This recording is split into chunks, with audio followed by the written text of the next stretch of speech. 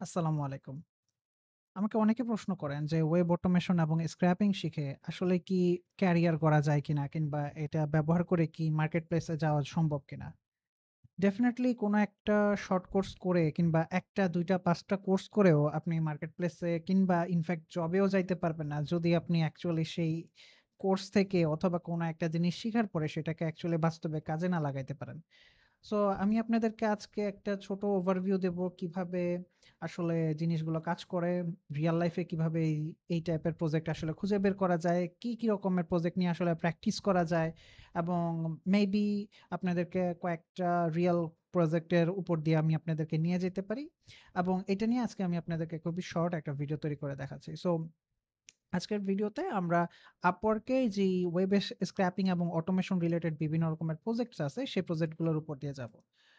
আমরা যদি Upwork এ চলে যাই তাহলে এখানে দেখতে পাবো যে ওয়েব স্ক্র্যাপিং, অটোমেশন, পাপিটার্স এই টাইপের অনেক প্রজেক্ট আসলে এখানে পাওয়া যায়।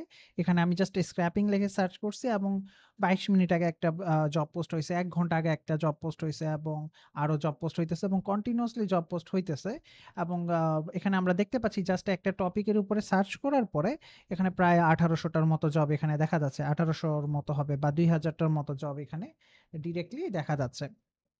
নাও এখানে আবার একেকটা জবের বাজেট একরকম। কোনটা ফিক্সড প্রাইস আছে, কোনটা fixed price a pay a hourly rate আছে। আমরা যেই জিনিসটা আসলে এখানে দেখতে পাইতেছি। নাও এখানে দেখেন একদম শুরুতে লেখা আছে web scraper for real estate listing, right? Web scraper for real estate listing. Real এস্টেটের অনেক রকমের ডেটা কালেক্ট করার জন্য সে বলতেছে। নিচে আরেকজন বলতেছে তার একটা স্ক্র্যাপিং টুলস আছে যেটার একটা ফিক্স দরকার। নিচে আরেকজন বলতেছে যে আম মাল্টি পেজ মানে অনেকগুলা পেজের উপর দিয়ে যাবে এরকম সে একটা ওয়েব স্ক্র্যাপার বা ওয়েব ক্রলার সে বানাইতে চাইতেছে। পাইথন দিয়ে ব্যবহার করে সে বা ভিডিও কনটেন্ট ক্রিয়েশন করতে চাচ্ছে। অ্যান্ড্রয়েডের নোটিফিকেশন সে স্ক্র্যাপ করতে চাচ্ছে। জাস্ট জিনিসটা দেখেন যে আপনাকে ভার্সেটাইল অনেক রকমের ডিফারেন্ট জিনিস আপনাকে জানতে হবে যদি আপনি মার্কেটে যাইতে চান। ইনফেক্ট জব করতে চান বা যাই করতে চান না কেন। নাও আমি যদি ওয়েব স্ক্র্যাপিং বাদ দিয়ে যদি আমি আ বা স্ক্র্যাপিং বাদ দিয়ে যদি আমি ওয়েব স্ক্র্যাপিং লিখি অথবা LinkedIn স্ক্র্যাপিং লিখি, স্পেসিফিকলি কোনো একটা টপিক নিয়ে যদি আমি সার্চ করি, ডেটা মাইনিং যদি লিখি এরকম প্রচুর পরিমাণে ডিফারেন্ট কিওয়ার্ড আছে যেগুলো ব্যবহার করে আপনি অ্যাকচুয়ালি আপনার যে স্কিল আছে সেটা আপনি কাজে লাগাইতে পারবেন। ফর এক্সাম্পল এখানে আছে ডেটা এনরিচমেন্ট। তার কাছে অলরেডি কিছু ডেটা আছে। সেই ডেটাটা আপনি আরো এনরিচ করবেন এবং হয়তো এইটা ব্যবহার কোনো একটা লিস্ট তৈরি করবেন। এরকম একটা সিচুয়েশন আপনাকে ফেস করা লাগতে পারে। সো আমি জাস্ট এখানে একটা জব পোস্ট আগে এটা যদিও নো লঙ্গার এভেইলেবল দেখাচ্ছে, ইটস ওকে। এরকম জব প্রচুর আসে। সো সে কি বলতেছে যে সে বলতেছে যে আম স্পেসিফিকলি কোন একটা স্পেসিফিক শহরে সে যতগুলো ডেন্টাল ক্লিনিক আছে, মানে দাঁতের ডাক্তার আছে, তার সবগুলোর একটা ইমেইল চায়। কেন চায়? সে চাচ্ছে কি যে তার এই মুহূর্তে জব নাই। তো সে কি করতেছে যে সে সবাইকে এই যে এই ইমেইল অ্যাড্রেস গুলো আছে সেই ওই ইমেইল অ্যাড্রেস গুলাকে সে কোল্ড ইমেইল পাঠাবে যে তার জব দরকার। জাস্ট জিনিসটা বুঝেন যে এটা অ্যাকচুয়ালি একটা রিয়াল লাইফ কিন্তু একটা কেস যে আপনার ইমিডিয়েটলি জব দরকার এবং আপনি অ্যাকচুয়ালি এপ্লাই করতেছেন কিংবা ইনফ্যাক্ট এপ্লাই করবেন যে আপনি জব খুঁজে পাচ্ছেন না। কিন্তু ডেফিনিটলি যদি এত ক্লিনিক থাকে ৭০০-৮০০ টা ক্লিনিক থাকে একটা শহরে, কোথাও না কোথাও তো লোক দরকার, তাই না? সো আপনি কি করতেছেন? আপনি Upwork এ যে হ্যাঁ, আমাকে অ্যাকচুয়ালি ইমেইলগুলোকে খুঁজে বের করে দাও। মেবি আপনি আসলে ইমেইল বের করতে পারেন না। আপনি জাস্ট কাউকে হায়ার করতেছেন যে আপনার হয়ে কাজটা করে দিবে। So this is just some example যে আসলে মানুষ কিন্তু রিয়াল লাইফে এই টাইপের প্রবলেম গুলাই ফেস করে। এবং ইটস নট লাইক আপনাকে শুধুই ওয়েব স্ক্র্যাপিং করতে হবে। শুধু বিষয়টা এটা না। এখানে ওয়েবে অটোমেশন এর অনেক কিছু থাকতে পারে। যে ধরেন আপনি ক্লিনিকের ইনফরমেশন খুঁজে বের করবেন। আপনাকে অ্যাকচুয়ালি হয়তো কোনো একটা জায়গায় যাইতে হইতেছে। কোনো একটা অ্যাবাউট আস পেজে ক্লিক করা লাগতেছে। অথবা কোনো একটা কনট্যাক্ট ফর্মে ক্লিক করা লাগতেছে। কনট্যাক্ট ফর্ম লোড করতে হইতেছে। মানে অনেকভাবেই কিন্তু ডেটাটা আসলে কালেক্ট করা যাইতে পারে। না, আমি আপনাদেরকে জাস্ট একটা ছোট কেস দেখাইলাম। এরকম অনেকগুলা কেসের উপর দিয়ে আমরা যাইতে পারি। যে রিয়াল এস্টেটের ডেটা মাইনিং হইতে পারে। ডেটা মাইনিং ইন্টারনেট রিসার্চ এর সাথে হইতে পারে। LinkedIn এর সাথে অনেক কিছু হইতে পারে। এখানে ইথিক্যাল আনইথিক্যাল এর অনেক কিছু বিষয় আছে যেগুলো সম্পর্কে আপনাকে জানতে হবে যে কোন কাজগুলো করা এগুলা ইথিক্যাল, কোনগুলা আনইথিক্যাল, কোনগুলা গ্রে জোন এ আছে এগুলো আপনাকে কিন্তু একটা সময় জানতে হবে। এবং শুধু আপনি যেই অটোমেশন করবেন বা স্ক্র্যাপিং করবেন এবং দেন সাবমিট করবেন বিষয়টা এইটা না। কখনো দেখা যাইতে পারে যে আপনি এই যে সফটওয়্যার বানাইছেন, টুলস বানাইছেন, হয়তো কখনো ক্লায়েন্ট আপনার কাছে ডেটা সরাসরি চাবে। আবার কখনো এমন হবে যে ক্লায়েন্ট আসলে আপনার কাছ থেকে ডেটা চাচ্ছে না। আ সে অ্যাকচুয়ালি সফটওয়্যারটাই চাচ্ছে। তো আপনাকে অনেক সময় হইতে পারে যে তাকে অ্যাকচুয়ালি এটা ডিপ্লয় করে দিতে হবে। সো আপনার ডিপ্লয়মেন্ট সম্পর্কে হয়তো জানতে হইতে পারে। এমন অনেক সময় হইতে পারে যে আপনাকে ডকারাইজ করে দিতে হবে। ক্লায়েন্ট বলবে আমাকে ডকারাইজ করে দাও। কেউ বলবে যে আমাকে এটা অমুক জায়গায় রান করায় দাও। সো আপনাকে কিন্তু ওইসব জিনিসও জানতে হবে। অনেক সময় ক্লায়েন্ট নিজেই জানবে না আসলে তারা কি চায়। রাইট? যেমন এখানে দেখেন ডাটা এনগেজমেন্ট এর এখানে সে বলতেছে data scraping, entry, mining, collection, list building, contact list, database. That means আপনাকে ডেটাবেস সম্পর্কেও কিন্তু জানা লাগতে পারে। বিকজ এত ডেটা কালেক্ট করবেন সেগুলো কোথাও না কোথাও তো স্টোর করে এরপরে দেন আপনি প্রসেস করতে হবে, রাইট? সো নিচে আমরা যদি যাই লিড জেনারেশন এক্সপার্ট এর এখানে লেখা আছে list building, prospect list, market research. So আপনাকে অ্যাকচুয়ালি রিসার্চ করা জানতে হবে। রিসার্চের জিনিস ডেফিনিটলি বুঝতে পারতেছেন যে মাত্র ১, ২ মাস, ৩ মাস, ৬ মাসে আসলে জিনিসটা যেভাবে মানুষ এক্সপেক্ট করে বিষয়টা আসলে এভাবে কাজ করবে না। আপনাকে অ্যাকচুয়ালি প্রফিশিয়েন্ট হইতে হবে। মানে অনেক কিছু আপনাকে জানতে হবে এবং প্রচুর প্র্যাকটিস করতে হবে। প্র্যাকটিস করার জন্য কিন্তু এই প্রজেক্ট গুলা এখানে যা আছে সেগুলা আপনার জন্য একদম পারফেক্ট। এখানে যা আছে আপনার মানে এপ্লাইও করা লাগবে না। আপনি জাস্ট এটা নিবেন দেখবেন যে তারা এমন কোন প্রজেক্ট আপনার কাছে চোখের সামনে ধরা পড়ে কিনা যেখানে অ্যাকচুয়ালি আম জিনিসটা অ্যাকচুয়ালি খুব সিম্পল আপনি বুঝতে পারতেছেন। দেন আপনি এই টাইপের একটা প্রজেক্ট নিজে প্র্যাকটিস করার জন্য করে ফেললেন। তাকে সাবমিট করলেন না, জাস্ট করে ফেললেন। এরকম আপনি ধরেন ১০ টা, ১৫ টা, ২০ টা আইডিয়াটা কিন্তু এখানে ইজিলি পেয়ে যাচ্ছেন। রাইট? যেমন হেয়ার কেয়ার, চুলের যে বিভিন্ন রকমের আম আ বিভিন্ন রকমের ব্র্যান্ড আছে, চুলের যত্ন নেওয়ার বিভিন্ন রকমের ব্র্যান্ড। তো সেগুলো নিয়ে কিন্তু আম তারা রিসার্চ করতে বলতেছে। LinkedIn সম্পর্কে বলতেছে। এরপর ধরেন বিভিন্ন রকমের ফোন নাম্বার যে এই টাইপের ডেটা কালেক্ট করতে বলতেছে। ট্যালেন্ট সোর্সিং এর কথা বলতেছে। ওই যে দেখে বুঝতে পারতেছেন, রাইট? আপনাকে অনেক টপিক নিয়ে প্রফিশিয়েন্ট হইতে হবে এবং একদিনে তো সব পারবেন না। আপনাকে একটা করে আসলে আগাইতে হবে। ফর এক্সাম্পল এখানে দেখেন একটাতে লেখা আছে কি যে পিডিএফ থেকে MySQL এ কনভার্ট করার জন্য বা পিডিএফ এ ডেটা আছে সেখান থেকে সেই ডেটাগুলোকে MySQL এ নেয়া যাবে। সো আপনি ডেফিনিটলি দেখতে পারতেছেন যে আপনাকে পিডিএফ সম্পর্কেও জানতে হবে। আবার MySQL এ এই ডেটাগুলোকে নিবেন সেটা সম্পর্কেও জানতে হবে, রাইট? সো আ সব যে পারতে হবে বিষয়টা এটা না। বাট আপনার কিন্তু অ্যাকচুয়াল একটা নিশ থাকতে পারে যে হ্যাঁ, আপনি স্পেসিফিকলি MySQL নিয়ে কাজ করেন বা Mongo নিয়ে কাজ করেন বা PostgreSQL নিয়ে কাজ করেন। আপনার কিন্তু এরকম বিভিন্ন রকমের একটা নিশ থাকতে পারে যে আমি এক্সাক্টলি এই অংশের কাজটুকুই পারি। যত বেশি পারবেন তত বেশি আপনি মার্কেটে যাইতে পারবেন। ইনফেক্ট কোন একটা জায়গায় জবে এপ্লাই করতে গেলেও কিন্তু সেম জিনিস আপনার কাছে অনেক রকমের স্কিলস চাওয়া হয়, রাইট? নাও এখানে হইতে পারে যে এই যে দেখেন সে চাইতেছে কি যে আমেরিকায় না ইউকে তে যত ফার্মার আছে তাদের ফোন নাম্বার রিসার্চ করতে যাচ্ছে। সো এটা কিভাবে রিসার্চ করবেন এটা আপনাকে খুঁজে বের করতে হবে। অ্যাকচুয়ালি ফোন নাম্বারটা কি অ্যাকচুয়ালি ভ্যালিড কিনা সেটা আপনাকে খুঁজে বের করতে হবে, রাইট? এইসব কাজ আপনি ইজিলি বিভিন্নভাবে এই ইয়ে দিয়ে আসলে করতে পারবেন। এই ডাটা মাইনিং রিলেটেড কাজগুলো আপনি কিন্তু ইজিলি অটোমেশন, জাভাস্ক্রিপ্ট ব্যবহার করে হোক, পাইথন, পাপেটার, প্লেরাইট এগুলো ব্যবহার করে কিন্তু ইজিলি আপনি এই কাজগুলো করতে পারবেন। নিচে এখানে লিখছে কি, "We are a talent platform. We have a currently Python-based scraper using Playwright. We need a few script or automations to be created. A job discovery tool." So, job discovery tool কিরকম? Just imagine করেন ধরেন Indeed বা অন্যান্য বিভিন্ন রকমের job sites আছে যেখান থেকে বিভিন্ন রকমের জব সে সিলেক্ট করবে, কালেক্ট করবে।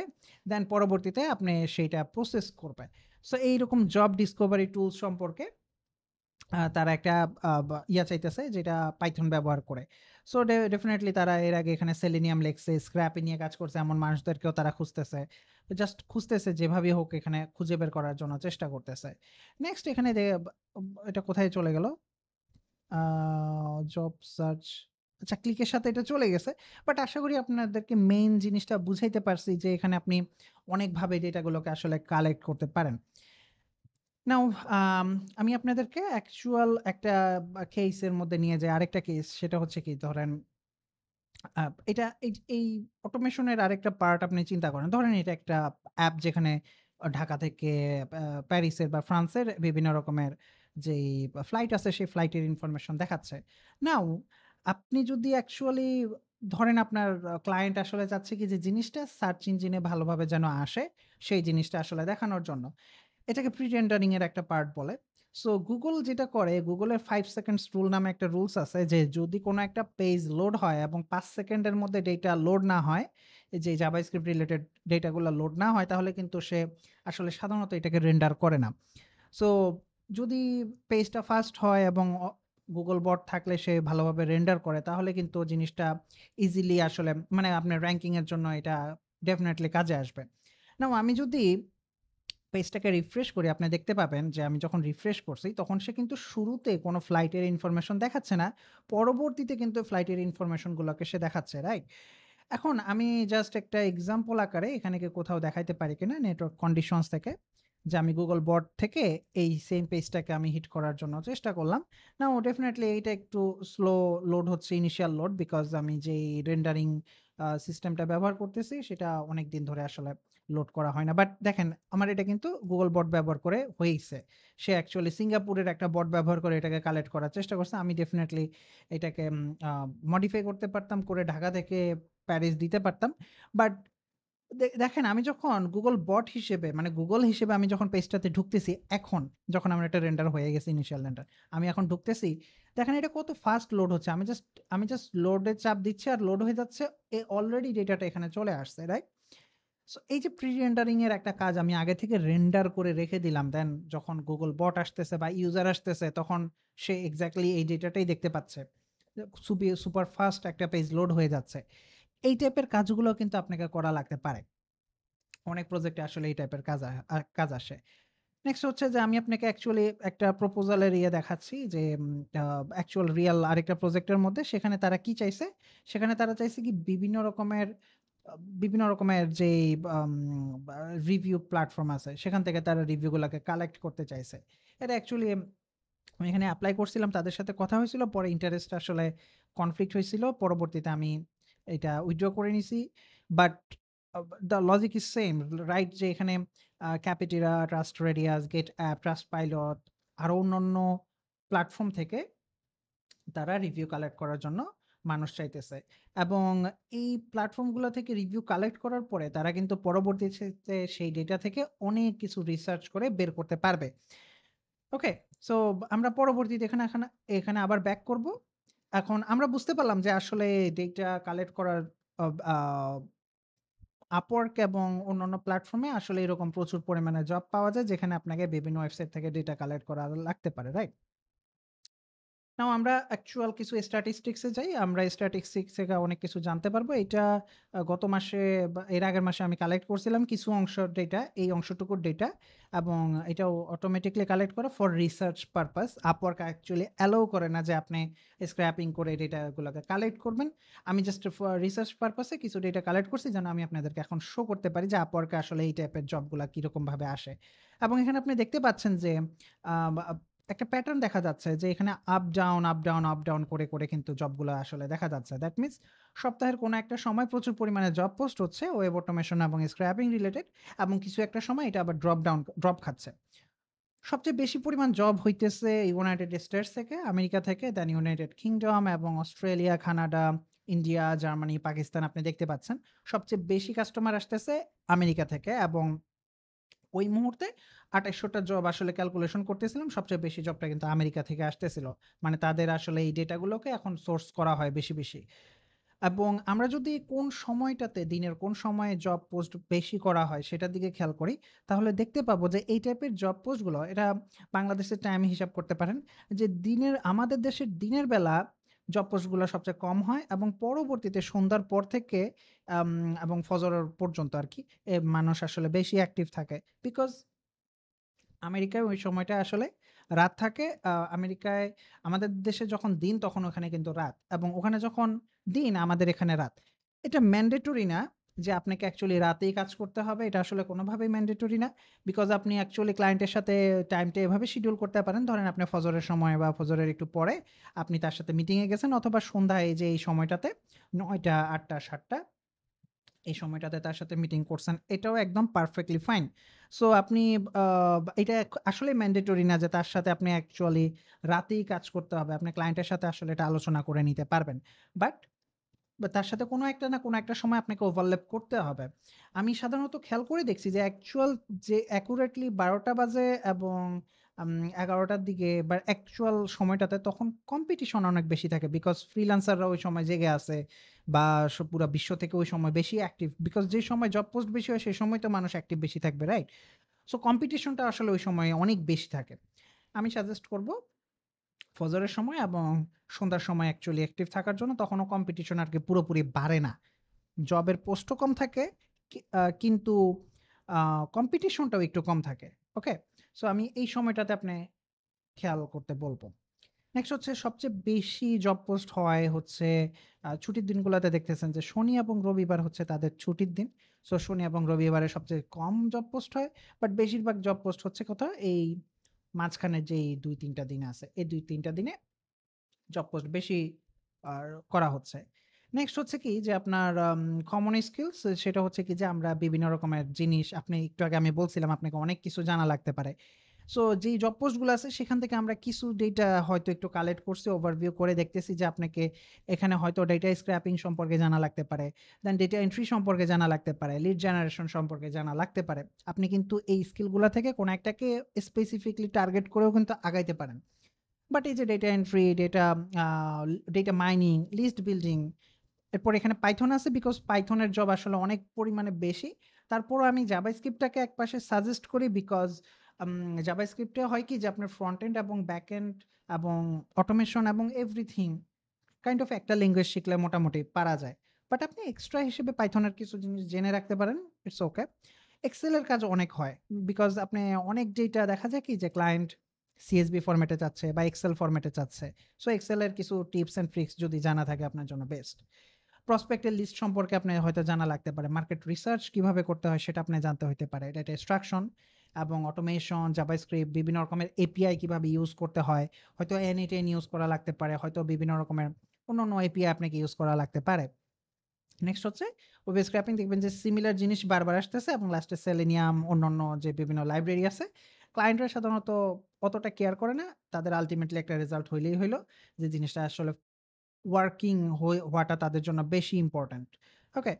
আম ভেরিফাইড ক্লায়েন্টটা আসলে আমি বেশি টার্গেট করি। নন ভেরিফাইড ক্লায়েন্টও প্রচুর পাওয়া যায়। তাদের এই মুহূর্তে যেহেতু Upwork এ কানেক্ট একটা প্রাইস আছে পার কানেক্ট মনে হয় $1.5 করে সামথিং মানে বা আব মোটামুটি $1.5 না সরি ১৫ সেন্ট করে সামথিং। মানে প্রত্যেকটা জব পোস্টে এপ্লাই করতে গেলে আপনাকে প্রচুর পরিমাণে ইনভেস্ট করতে হয়। সো নন ভেরিফাইড ক্লায়েন্ট থাকলে দেখা যায় কি অনেক সময় আ মানে হুদাই জব পোস্টটা আসলে লস। ভেরিফাইড ক্লায়েন্টের সংখ্যা অনেক আছে। সো আপনাদের এটা নিয়ে হয়তো টেনশন করার কোনো দরকার নাই। নেক্সট হচ্ছে যে আমি এখানে যে আওয়ারলি রেটের দিকে একটু যদি খেয়াল করি, প্রচুর পরিমাণে মানুষ আসলে $10 এর নিচে কাজ করে এবং জব পোস্টগুলোতেও সেরকম অনেক দেখা যায়। বাট আমি দেখছি যে এই ইন্ডাস্ট্রিতে যদি আপনার এক্সপেরিয়েন্স থাকে ধরেন ২, ২-৩ বছর একটু এক্সপেরিয়েন্স হইছে। আপনি ইজিলি $10, $20, $30 এই রেঞ্জটা আপনি ইজিলি কাভার করতে পারবেন। এবং আরেকটু এক্সপেরিয়েন্স বেশি হইলে বা আপনার স্কিলস যদি ভালো থাকে আপনি এই রেঞ্জটাতেও ইজিলি ক্যাচ করতে পারবেন। এবং দেখেন অনেক জব পোস্টে কিন্তু $80 এর বেশিতেও আসলে আছে। বাট একদম শুরুতেই দেখা যায় মানুষ শুরু থেকে স্টার্ট করে $10 এর কমে থাকে। বাট আপনার স্কিলের উপর ডিপেন্ড করে। আপনি যদি অ্যাকচুয়ালি নেগোসিয়েশন খুব ভালো করতে পারেন এবং আপনি দেখাইতে পারেন আপনি অনেক কাজ পারেন। আসলে $10, $20, $30 এটা রেঞ্জটা ইজিলি।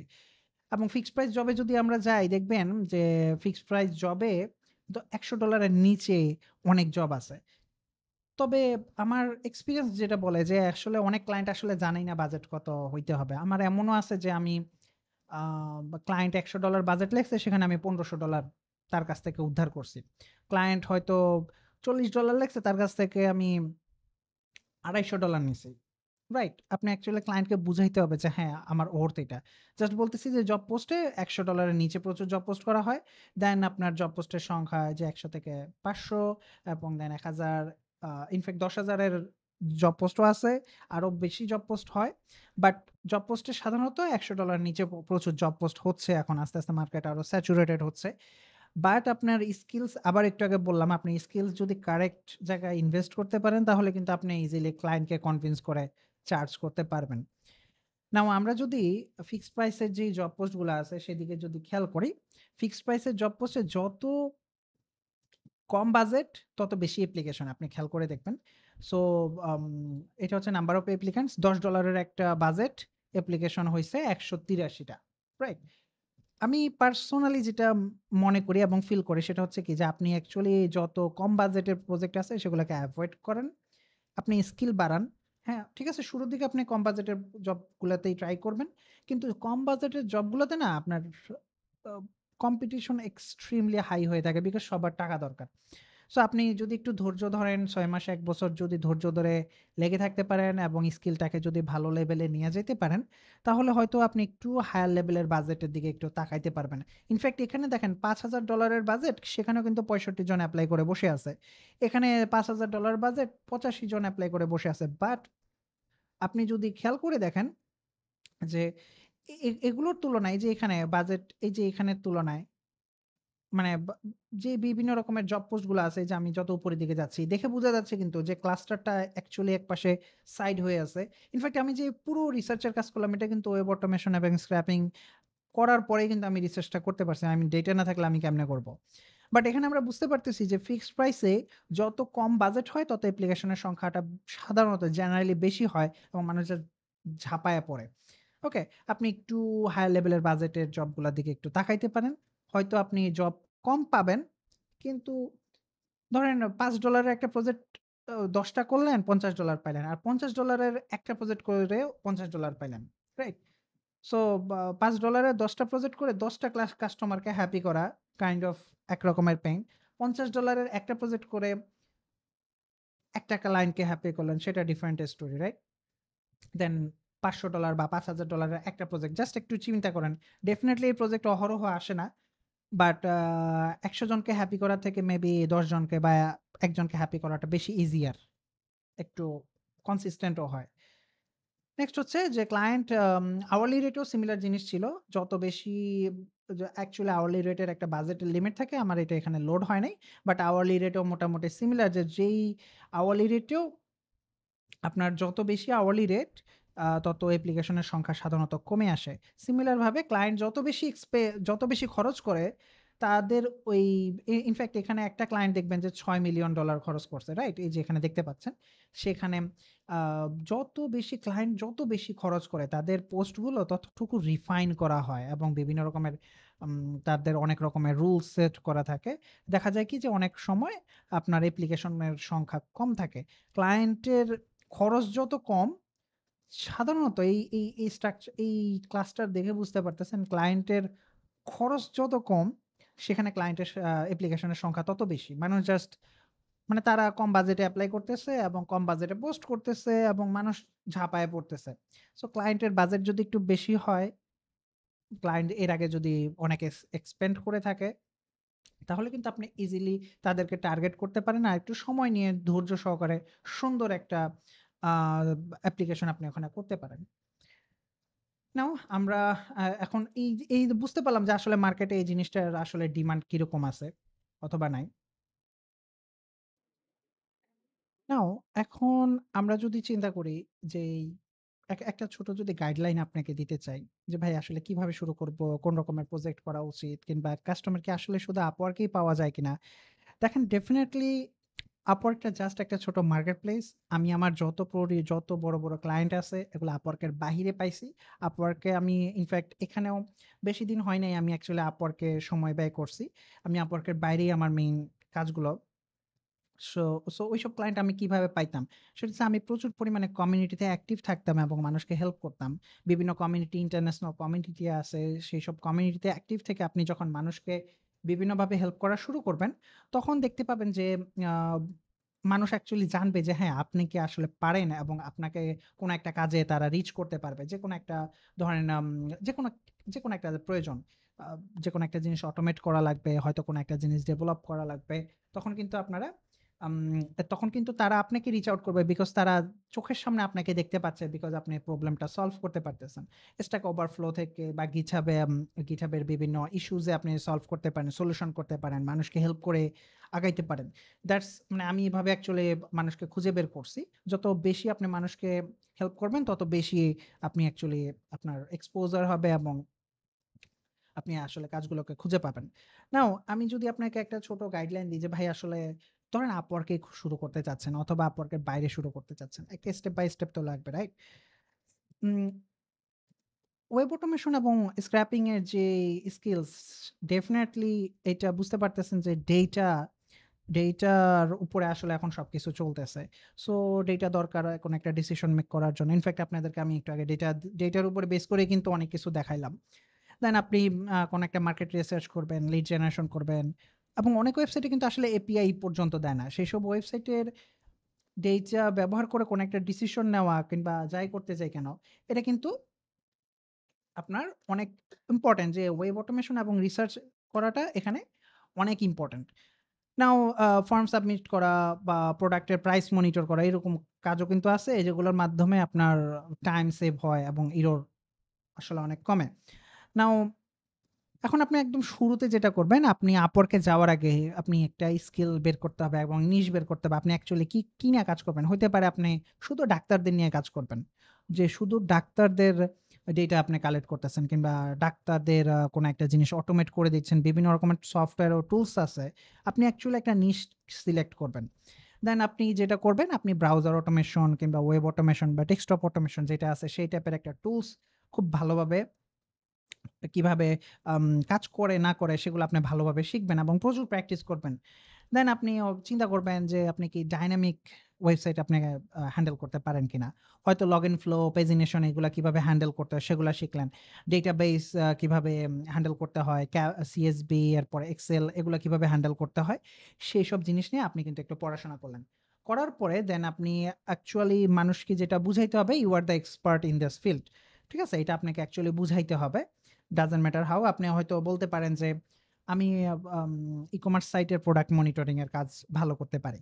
হ্যাঁ, আমি রিয়াল এস্টেটের কাজ খুব ভালো রিয়াল এস্টেটের ডেটার উপর দিয়েও খুব ভালো কাজ করতে পারি। আপনি অ্যাকচুয়ালি মানুষকে স্পেশালাইজড ওয়েতে বলতে হবে যে I can do the things যত বেশি কাজে আপনি স্পেশালাইজড হবেন যে আমি এটা পারি তত ভালো।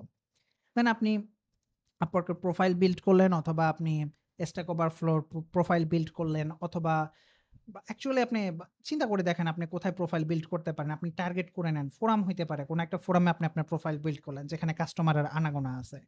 যে ডাক্তাররা হয়তো বা যারা এই টাইপের মানে আমি জাস্ট একটা উদাহরণ দিচ্ছি। এরা হয়তো Upwork এ নাও আসতে পারে। সো যেখানে প্রোফাইল বিল্ড করা দরকার সেখানে প্রোফাইল বিল্ড করেন। সেখানে আপনি বলেন আপনি অ্যাকচুয়ালি কি করেন, কিভাবে করেন। আপনি অ্যাকচুয়ালি তাদেরকে ফোকাস করেন কিভাবে আপনি তাদেরকে হেল্প করতে পারবেন। ওকে। এরপরে আপনি আপনার টেকনিক্যাল বিভিন্ন রকমের স্ট্যাক এর কথা বললেন যে, আমি জাভাস্ক্রিপ্ট এর কাজ করি, আমি Node.js ব্যবহার করি, আমি Puppeteer ব্যবহার করি অথবা Playwright ব্যবহার করি, আমি Selenium ব্যবহার করি। আপনি অ্যাকচুয়ালি আপনার স্ট্যাক গুলাকে ভালোভাবে বলে দিলেন। এরপরে আপনার যদি বিভিন্ন রকমের পোর্টফোলিও আইটেম থাকে, যেগুলো আমি একটু আগে দেখাইলাম যে, আপনি ইজিলি চাইলে কিন্তু প্রচুর পরিমাণে প্রজেক্টকে ডামি প্রজেক্ট টার্গেট হিসেবে নিয়ে আপনি কিন্তু পোর্টফোলিও ইজিলি বানায় ফেলতে পারবেন। আল্টিমেটলি আপনাকে জাস্ট প্রুফ করতে হবে যে, হ্যাঁ, ইউ ক্যান ডু ইট। এটা করতে হয়তো ৬ মাস ১ বছর যত সময় লাগে আপনি প্রচুর পরিমাণে ডেটা তাদেরকে দেখাইলেন যে একটা ছোট টুলস বানাইলেন যেটা হয়তো একটা ই-কমার্স সাইট থেকে ডেটা বের করে দেখাইলো। বিভিন্ন রকমের লগইন করলো। বিভিন্ন ফর্ম অটোমেটিক্যালি লগইন করলো কিংবা ধরেন ডেটা নিয়ে সে Google শিটে দেখাইতেছে। স্ক্রিনশট দেখাইলেন, কোডের স্নিপেট দেখাইলেন, এক্সপ্লেনেশন দেখাইলেন। সো আপনি এই জিনিসগুলো এগুলো অ্যাকচুয়াল পোর্টফোলিও। নট লাইক হ্যাঁ, বা ল্যান্ডিং পেজ। এইটা না। অ্যাকচুয়াল কাজটাই হচ্ছে আপনার পোর্টফোলিও। প্রচুর পরিমাণে আপনি পার্সোনাল প্রজেক্ট তৈরি করতে পারেন এবং GitHub রিপোজিটরি তৈরি করতে পারেন, কেস স্টাডি তৈরি করতে পারেন। আপনি ধরেন আপনি ১,০০০ টা প্রোডাক্টের লিস্টিং আপনি কালেক্ট করছেন। ১,০০০ টা প্রোডাক্টের লিস্টিং আপনি কালেক্ট করছেন বিভিন্ন রকমের ডাইনামিক ওয়েব ই-কমার্স ওয়েবসাইট থেকে। দেন আপনি কিভাবে করছেন ইনফিনিটি স্ক্রলিং এর কাজ করছেন। এরপরে এটা CSV তে আপনি সেভ করছেন। সেসব জিনিস আপনি শো করে দেখাইলেন। এরপরে আপনি যেটা করবেন আপনার মোটামুটি তো আসলে এই পোর্টফোলিও পর্যন্ত রেডি, রাইট? আপনি এরপরে হান্টিং এ নামবেন। যখন আপনি অনেকগুলা কাজ করছেন আপনার মধ্যে কনফিডেন্স আসছে। তো এরপরে আপনি বিভিন্ন প্রজেক্টে এপ্লাই করা শুরু করবেন। এপ্লাই করার ডেফিনিটলি ওয়ে আছে। আপনি শুরুতেই বড় $৫,০০০, $১০,০০০, $৫০,০০০ এর প্রজেক্টে আপনি যাবেন না। আগে ফার্স্ট আপনার ছোট প্রজেক্টস এ যাবেন। সেখানে আপনি যেটা করবেন ছোট লোয়ার বাজেটস এর ইয়াতে যাবেন এবং অ্যাপ্লিকেশন কম করা হইছে এমন প্রজেক্টগুলাতে আপনি যাবেন। ক্লায়েন্টের রিকোয়ারমেন্ট খুব ভালোভাবে বুঝার চেষ্টা করবেন। যদি না বুঝতে পারেন, প্লিজ এপ্লাই কইরেন না। এবং ধরেন আ যদি কোন জব পোস্টে আপনার বিভিন্ন রকমের ইলিগাল ডেটা কালেক্ট করতে বলে, রেস্ট্রিক্টেড ডেটা কালেক্ট করতে বলে, অনেক রকমের সমস্যাওয়ালা কোন জব পোস্ট পাইলে এপ্লাই করবেন না। দেখবেন যে পরে অ্যাকাউন্ট চলে গেল। এরপর আপনার যেটা করতে হবে, আপনাকে অ্যাকচুয়ালি প্রপোজাল লিখতে হবে। আমি নরমালি আমার প্রপোজাল লেখার একটা স্টাইল আছে। আমি সাধারণত যে হ্যাঁ, তার প্রোফাইলে যাই, যে যার সাথে অ্যাকচুয়ালি কথা বলব, তার যে কাজ আছে আমি কাজটা পাইলেই সাথে, সাথে ঝাঁপায় পড়ি না। আমি কাজটা পাইলে আসলে রিসার্চ করি। এমনও সময় গেছে যে আমি অনেক সময় ব্যয় করে জিনিসটা রিসার্চ করে বের করছি যে আমার রিসার্চ করতে হয়তো ৫ ঘন্টা চলে গেছে বাস্তবে। আমি জাস্ট Upwork এর কথা বলতেছি না, ওভারঅল জেনারেলি বলতেছি। আমি অনেক রিসার্চ করি যে আসলেই তার কাজটা কি করা সম্ভব কিনা? বা মোটামুটি কনফিডেন্স থাকলে এরপরে আমি এপ্লাই করি। দেন আমি তাকে বলি যে, "আচ্ছা তুমি আসলে এই কাজটা করতে চাইতেছো।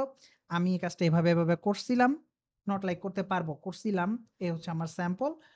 কখনো আমি ভিডিও দিয়ে দিই। এবং হ্যাঁ, শুরুটা কিন্তু এটা যে ক্লায়েন্ট আসলে কি চাচ্ছে সেটা যে আমি ভালোভাবে বুঝতে পারছি সেটা আসলে সবসময় লেখা হয়।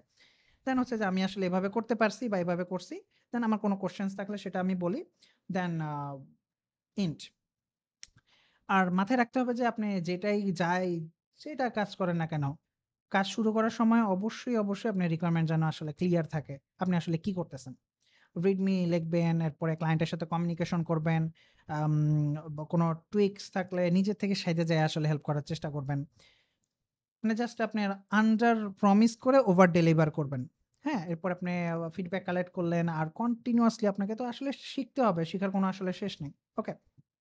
সো আমি জাস্ট আপনাকে একটা প্রপোজালের যে একটা স্যাম্পল, সেই স্যাম্পলের মধ্যে নিয়ে যাচ্ছি। দেখেন, এটা ওই প্রজেক্টটা ছিল যেটা আমি আপনাকে দেখাইছিলাম যে রিভিউ কালেক্ট করতে হবে। সেই রিভিউ কালেক্টের এখানে আমি দেখেন আমি তাকে শুরুতে বলছিলাম যে, "দেখেন, আমি বুঝতে পারছি আপনি অমুক, অমুক, অমুক ওয়েবসাইট থেকে আপনার ডেটা কালেক্ট করতে হবে।" আমি দেন পরবর্তীতে তাকে একটা ভিডিও রেসপন্স পাঠাইছিলাম। ভিডিওটা হয়তো এখন অ্যাক্টিভ না। আচ্ছা, অ্যাক্টিভ আছে।